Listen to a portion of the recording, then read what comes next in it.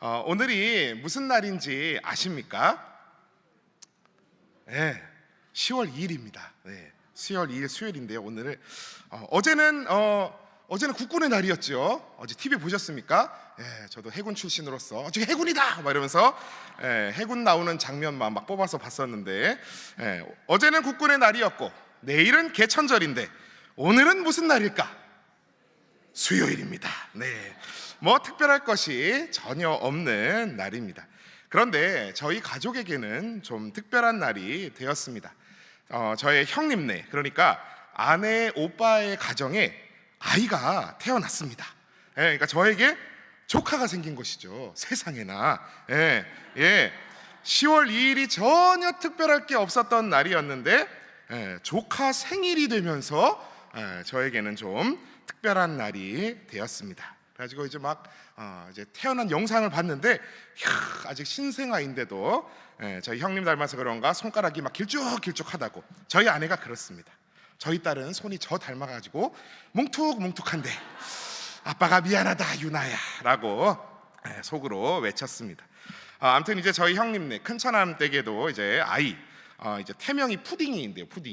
푸딩이의 이제 울음소리가 그치지 않을 것이고, 세상이 마치 그 아이를 중심으로 돌아가는 것 같은 생활이 시작될 것 같아서 아이고 이게 참 고생하시겠다 싶었습니다.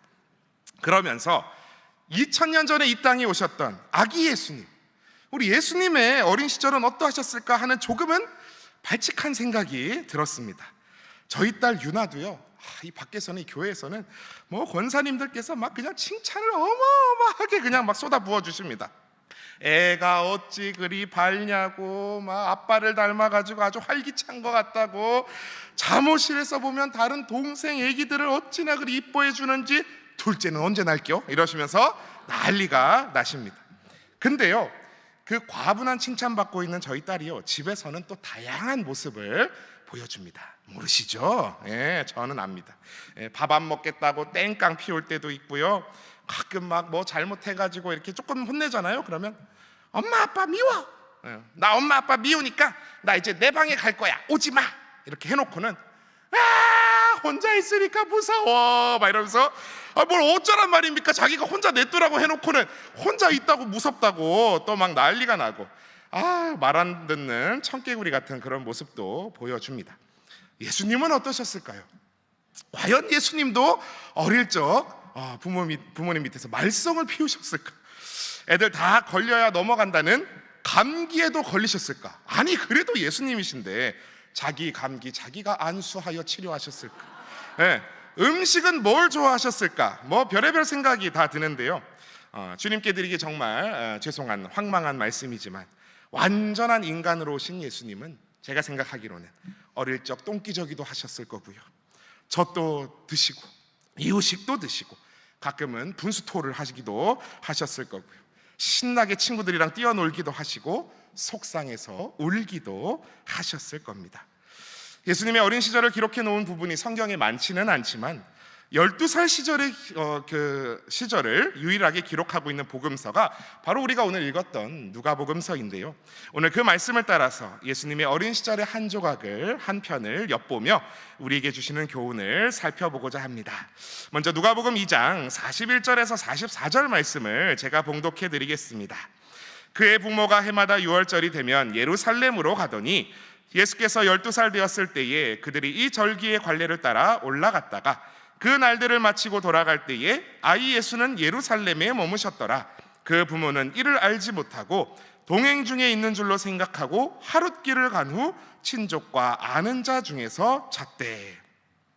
예수님께서 12살이 되셨을 때예요. 세상에 지금으로 치면 초등학교 몇 학년입니까?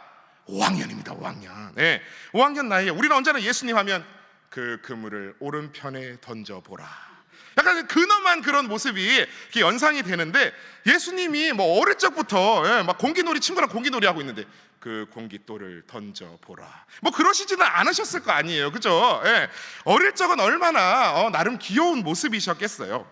근데 그때 이제 6월절 절기 때 예루살렘 성전으로 이제 이 나사렛에서부터 집이 있었던 나사렛에서부터 이제 절기를 지키러 온 가족이 친척들과 함께 올라갔던 겁니다. 그리고 절기를 잘 지키고 이제 돌아가는데 이때는 이제 큰 행렬로 남자는 남자끼리 여자는 여자끼리 앞쪽에는 애들끼리 해가지고 이렇게 쫙 행렬로 걸어갔대요. 얼마나 그러니 정신이 없는 긴 행렬이었겠습니까? 또 초등학교 애들 얼마나 이 날쌔고 가만히 있지를 못합니까? 제가 아동부 전도사 할 때 애들이랑 어디 가면은 애들이 어찌나 사방으로 메뚜기 같이 뛰어다니는지 한시도 마음을 놓을 수가 없었습니다. 그래가지고 막 소몰듯이 잘 몰고 이렇게 가야 됩니다. 그러니 돌아가는 길에 예수님의 부모셨던 요셉과 마리아는 소년 예수님이 당연히 그 뛰어다니는 애들 사이에 있을 거라고 생각을 했을 거예요.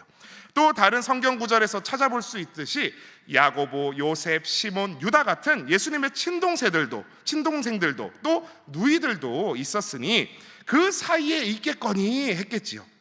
근데 세상에 하룻길을 왔는데 하루를 걸어온 거예요, 여러분. 그런데 예수님이 어떻게 됐다는 걸? 없어졌다는 걸 안 거예요. 여러분 나홀로 집에 보셨습니까?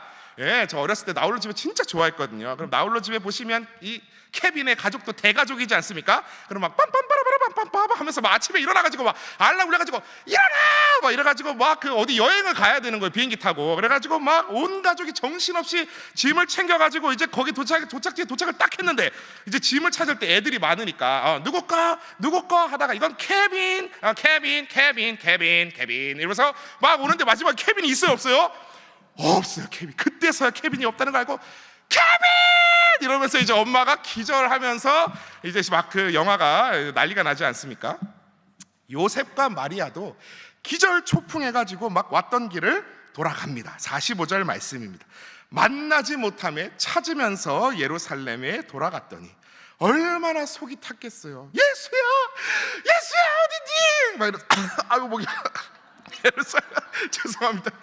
예루살렘에서 내려오는 행렬마다 너 예수니? 가서 애 막 뒤집어 보고 너 예수니? 하면서 막 머리 비슷한 애 있으면 가서 막 제껴보고 난리였겠지요. 근데 예수님이 어디 계셨어요? 성전에 계셨어요. 46절 말씀을 제가 봉독합니다. 사흘 후에 성전에서 만난즉 그가 선생들 중에 앉으사 그들에게 듣기도 하시며 묻기도 하시니. 와, 여러분 말이 사흘이지 여러분 3일 뒤에 찾은 거예요. 와, 제가 만약에 저 유나가 지금 사무실에서 뛰놀고 있는데 저 유나를 잃어버리고 제가 3일 만에 찾았다고 생각하면 아찔합니다. 핸드폰도 스마트폰도 없던 그 시대에 아마 요셉과 마리아의 속이 새까맣게 타버렸을 겁니다. 그리고 48절 말씀입니다. 그의 부모가 보고 놀라며 그의 어머니는 이르되 아이야 어찌하여 우리에게 이렇게 하였느냐? 보라 내 아버지와 내가 근심하여 너를 찾았노라. 임예수가 아니지. 예수야! 저희 집은 화가 나면 저희 아버지 어머니가 저를 풀네임으로 부르시기 때문에 임경아! 이러면서 이제 그렇게 부르셔가지고 그랬는데 예수야!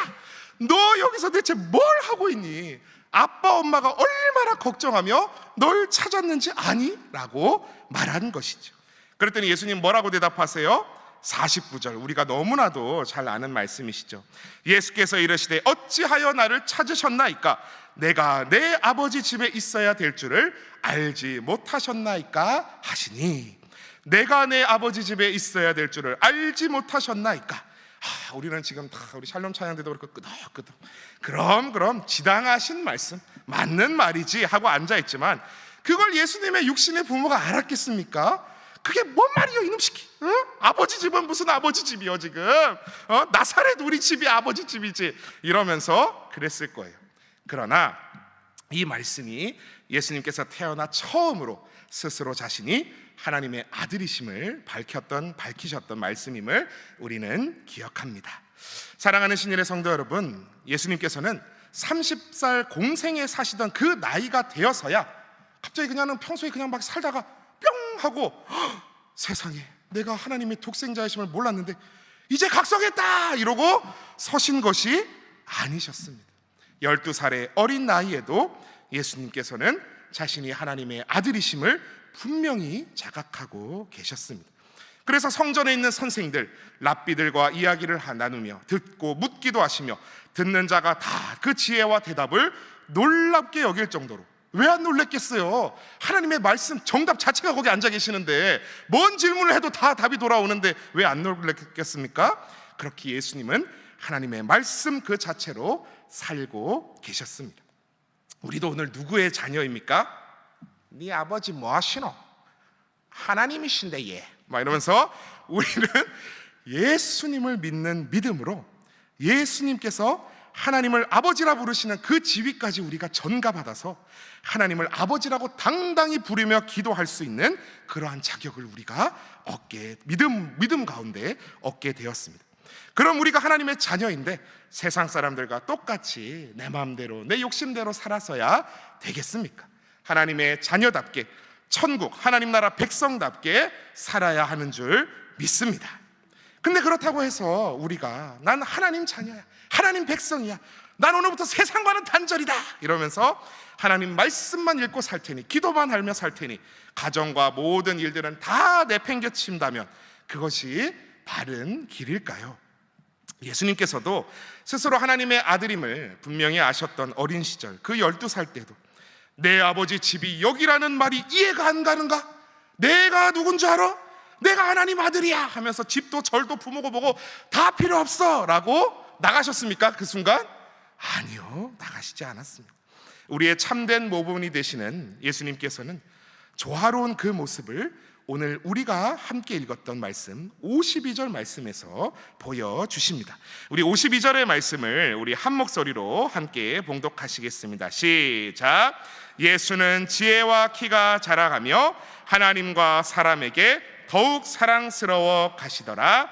아멘. 우리가 자라는 아이들을 축복할 때 많이 인용해주며 기도해주는 말씀인데요, 예수님은 하나님께만 사랑스러워 가셨다고 합니까? 아니요, 하나님과 사람에게 더욱 사랑스러워 가셨다고 오늘 말씀은 이야기합니다. 30살 공생의 사역 시작하시기까지 소년 예수님은 아버지 요셉을 따라 목수일을 슥싹슥싹 열심히 하셨을 겁니다. 이는 그 목수의 아들이 아니냐, 그 어머니는 마리아, 그 형제들은 야고보, 요셉, 시몬, 유다라 하지 않느냐 하신 마태복음 13장 55절 말씀이 그 사실을 잘 보여줍니다. 아버지를 따라 열심히 목수일을 감당하셨을 겁니다. 또 어머니 마리아를 따라 여자들이 간다는 혼인잔치 같은 곳에서 함께 가서 돕는 일이 있다 하면 도와드리기도 했을 겁니다. 그러셨으니 그 가나의 혼인잔치 때까지 따라가셔가지고 어머니 마리아의 부탁에 물을 포도주로 바꾸시는 첫 이적을 행하시지 않았겠습니까? 아마 자신의 육신의 친동생들도 잘 돌보아 주셨을 겁니다. 예수님의 공생의 사역 때이지만 어머니와 동생들이 예수님을 찾아서 만나러 나온 적도 있었지요. 우리도 신앙생활 하면서 그러한 예수님을 본받아 하나님에 대한 도리도 다하면서 사람에 대한 도리도 다해야 할 줄 믿습니다. 성도들 중에는 신앙은 좋은 것 같은데 사람들에게서 좋지 못한 평가를 듣는 사람들이 종종 있습니다. 사람에 대한 도리를 다하지 않았기 때문이지요. 교회에 충성한다는 명목으로, 주님께 충성한다는 명목으로 혹 부모와 자녀, 배우자에 대한 의무, 이웃에 대한 정직하고 바른 행실들을 소홀히 하고 내팽겨친다면 하나님께서는 결코 기뻐하시지 않을 줄 믿습니다. 예수님께서 성경 속의 계명을 가장 큰 계명 2가지로 우리에게 잘 정리해 주셨지요. 마가복음 12장 30절에서 31절 말씀을 제가 봉독합니다. 내 마음을 다하고 목숨을 다하고 뜻을 다하고 힘을 다하여 주 너의 하나님을 사랑하라 하신 것이요, 둘째는 이것이니 내 이웃을 내 자신과 같이 사랑하라 하신 것이라. 이보다 더 큰 계명이 없느니라. 아멘. 너무나 잘 아시는 말씀이시죠.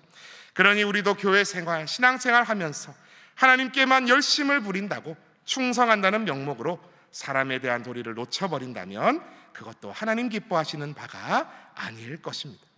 나 교회 갈라니까, 나 오늘 수요 예배 올라니까, 집에 난 영감쟁이 밥을 먹든가 말든가 내 할 바 아니고 이래서는 안 되겠지요. 오늘 함께 봉독했던 누가복음 2장 52절 말씀 바로 한 절 앞절인 51절에 보면 이런 말씀이 있습니다. 제가 봉독해 드리겠습니다. 예수께서 함께 내려가사 나사렛에 이르러 순종하여 받드시더라. 그 어머니는 이 모든 말을 마음에 두니라. 아멘. 다시 말해 예수님께서 이제 부모와 함께 내려가 나사렛으로 돌아가서 그들에게 순종하면서 지냈다라는 말씀입니다. 그리고 그 모든 어린 시절을 누가 기억하고 있었을까요? 그의 어머니는 이 모든 말을 마음에 두니라 하신 말씀과 같이 어머니 마리아는 내가 아버지의 집에 있어야 할 줄을 알지 못하셨습니까? 하신 예수님의 그 말씀도 기억하고 있었을 것이고, 또한 부모를 순종하며 지냈던 그 바른 어린 삶의 순간들도 기억하고 있었을 것입니다.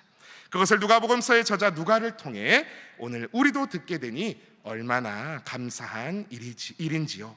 과연 우리 주님 어린 시절의 이야기로부터도 우리가 많은 것을 배우고 본받게 됩니다.